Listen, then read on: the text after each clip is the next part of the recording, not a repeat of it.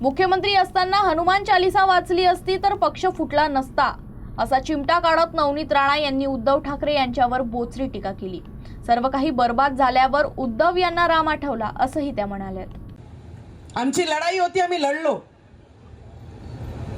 तेव्हा जेव्हा ते मुख्यमंत्री होते तेव्हा हनुमान चालीसा नको होता त्यांना,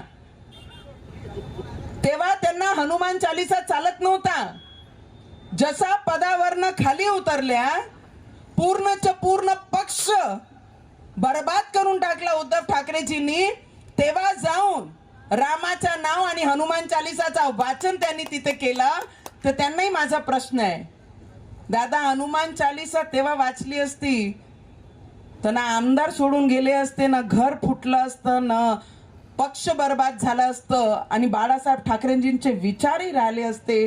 आणि महिला खासदार असल्यानंतर तुम्ही जेव्हा मला 14 दिवस टाकले होते, प्रत्येक क्षण फक्त एवढाच बोलत होती कि जो इतना घमंडी व्यक्ति है कि एक महिला को कोई कारण नसताना तिला 14 दिवस जेलमध्ये टाकला होता आणि आज पूर्ण पक्ष बर्बाद झाल्यानंतर ते रोडवर बसून हनुमान चालीसा करते।